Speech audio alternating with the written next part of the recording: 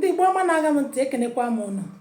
O nwere ihe m chọrọ ịjụ ndị parents anyị, biko gịnị mere o ji bụrụ na ndị nkụzi na-akụziri nwa gị na activity ifuru etu m ka onye nke ha tacha ahụhụ niile ahụ dị gị chọọ ka o mee onye nkụzi appreciate onye gị ihe si gị were gotetụ onye nwa agbọghọbịa ma nwaanyị a na-elekọta obere nwaanyị were gotetụrụ ya ihe meruo na school ma ọ were garịrị ya n'aka. Ọ dịghị ka ị nwere ọkụ ịchara ọkụ, ọ dịghị ka na di gị eme ka kekwenụ nke nọsesi dị ihe nka kekwenụ nke inye onye nkụzi ego. Ịmakwa ụdị ahụhụ ndị nkụzi na-ata nke emere ugo ntụrụ a. O nwere ihe inyere onye nkụzi nwa gị eziokwu madam? O nwere ihe inyere nwaanyị ahụ nwa agbọghọbịa na-elekọtara gị obere nwa gị? O nwere ihe inyetụkwara ya iji mee ka obi dị ya mma, iji si ya chee nna ịgbani ka ọ dị mfe etu a nke onye nke ọzọ na-ebe otu a ka a na-ekwu ya, otu a ka ị na-eme ịhụ na anyị mere ha obiọma na-agụ na-awụni elu. Maka ọ bụrụ na ị naghị agụ na-awụni elu, obiọma ndị ha mma, ha ga na-ebe sọsọ akwa.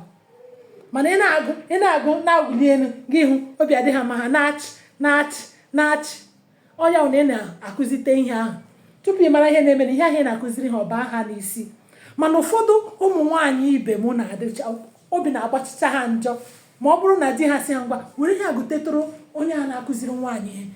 Ọ dịzie ha ka na o nwere ihe ọzọ nọ na ya, ọ dị ha ka na di ha emeka, ọ dị ha ka na ọjọka. Madam, o nwekwara ihe inyetụrụ onye nkụzi a na-elekọtara gị obere nwa gị anya nọ na activity. Ha na-ebe akwa, ha na-anyụ nshi, a na-enye ha echenji ha pampas, a na-enye ha akamụ, a na-enye ha ihe a mmiri, a na-akwọ ha n'azụ ha ihe ụrụ. Otu a ka ị ga na-eneta ụmụazị and ọ bụghị ofu ọ bụghị afọ. Gị na nwa gị nọ n'ụlọ, gị na nwa gị anọ n'ụlọ, ọ dịrị gị mfe kwuo eziokwu na ohere anyị nyere maka ezumike gị na ụmụ gị nọ n'ụlọ? Kedu ka ahụ dị gị? Mgbe were ya tụnyere ndị nkụzi ndị a, ụmụaka ga-eru iri na ise n'otu klaasị ha na-elekọta ha, mana ka ọ dị ha n'ahụ. Madam, di gị nye gị ihe si gị wụsịtatụrụ onye nkụzi ihe maọbụ ọrụ ịtụ ya ego n'aka, ewezi n'iwe, agbala mperempe nye ya ihe ahụ ma di ga-enye gị. Madam, were obi chọọchị gị neta onye nkụzi na-enedo nwa gị ahụ anya. Ị gaghị anwụ, ọ gakwa na-eme ego gị na di gị bụ ihe a na-asị na ọrụ nkụzi na ụgwọ anyị nọ n'eluigwe. Ọkwa eziokwu, maka nwere ihe a na-akwụ ndị nkụzi iji were ya tụnyere iji mee atụ na ihe anyị na-arụ.